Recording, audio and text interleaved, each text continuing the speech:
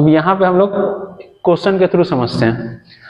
Question number 1 क्या कर रहा है, पहले आप इस क्वेश्चन को पॉज कीजिएगा और थोड़ा अपने से ट्राई कीजिए बनाने के लिए, आइदर राइट या रॉन्ग, कुछ भी आप ट्राई कर सकते हैं, फिर हम लोग इसको डिस्कस करेंगे।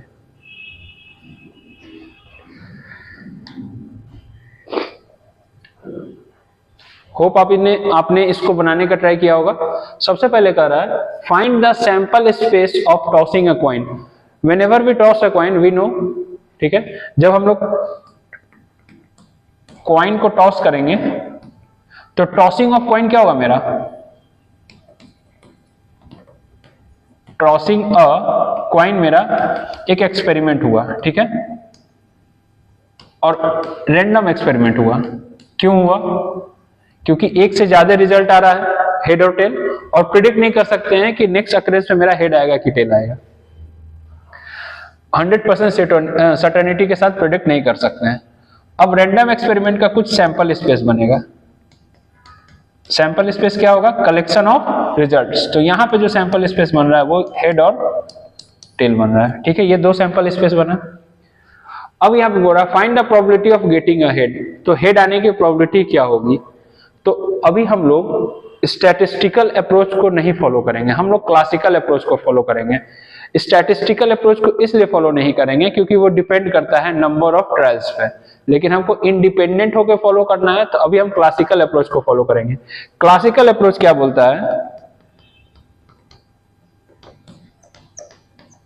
क्लासिकल अप्रोच है मेरा कि जो प्रोबेबिलिटी होगा, probability of any event, sample space का नहीं हो रहा है यहाँ पे, देखिए सैंपल स्पेस नहीं लिख रहा है। फॉर एग्जांपल इसको कैपिटल लेटर एस नहीं, इसमें कुछ इवेंट है, इसका कोई सबसेट होगा। Probability of E will be equal to, अब इसको रेशियो के टर्म में लिखेंगे, favourable event number of favourable events upon total outcomes. तो सबसे पहले हम ई को डिफाइन कर लेते हैं यहाँ पे, अभी हम लोगों ने नहीं किया है। तो ई क्या है मेरा, अब देखिए यहाँ पे, तो ई है मेरा find the probability of getting an event, ठीक है। तो let E be the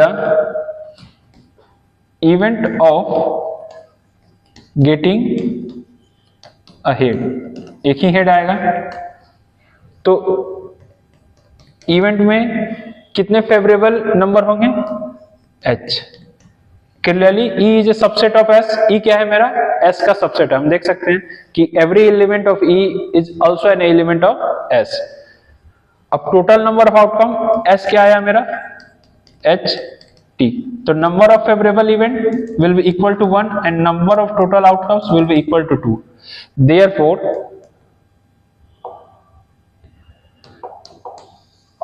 Therefore probability of E will be equal to number of favorable events total number,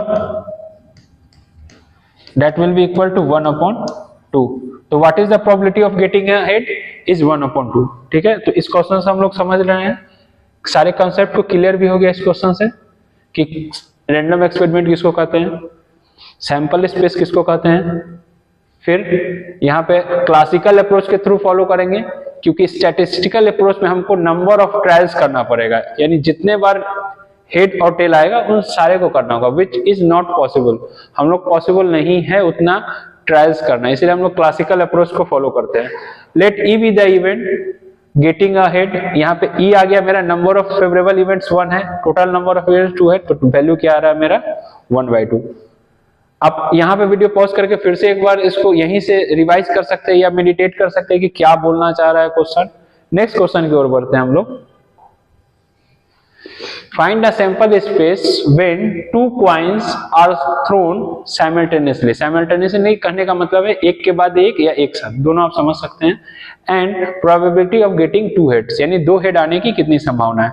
video को पॉज करके एक बार खुद से ट्राई करने का कोशिश कीजिए।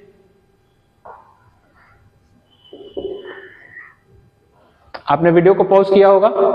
अब यहां पे अगर कॉइन टॉस किया जा रहा है, ठीक है,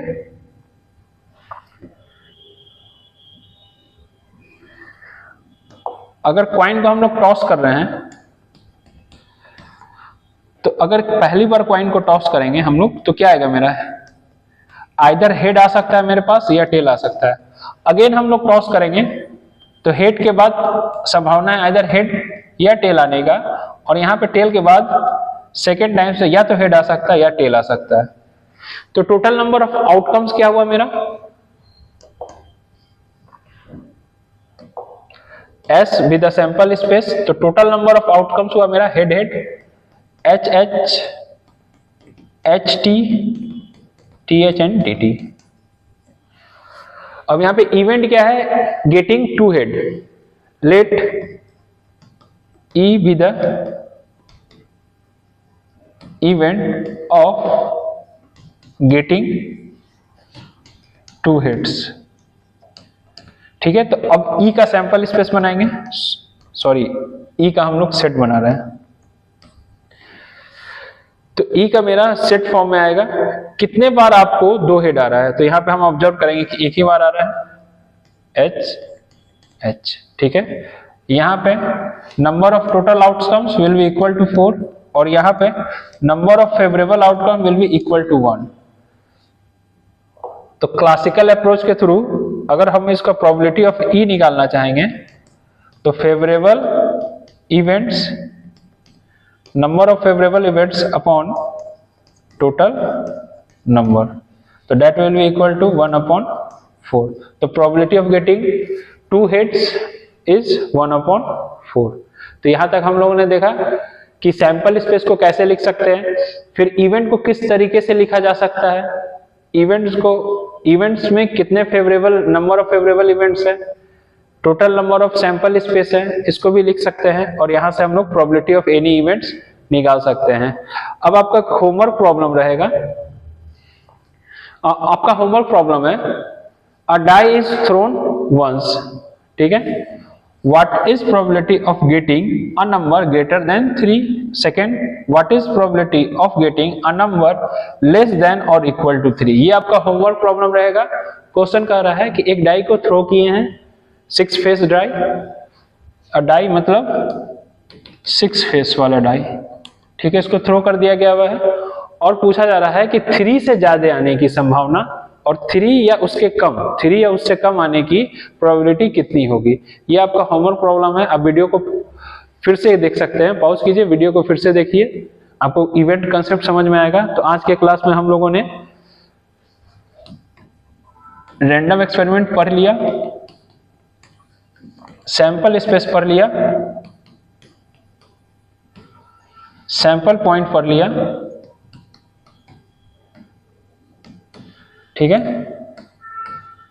इवेंट्स के बारे में पढ़ लिया कि इवेंट्स किसको कहते हैं, और यहाँ पे प्रोबेबिलिटी ऑफ इवेंट्स इसको भी निकालना पड़ लिया हमको। यानी प्रोबेबिलिटी ऑफ इवेंट्स क्या होगा, 0 से बड़ा होगा, probability of events will be 0 से ग्रेटर होगा, और लेस देन इक्वल टू 1 होगा। यानी इन्हीं दोनों के बीच में प्रोबेबिलिटी लाई करेगा।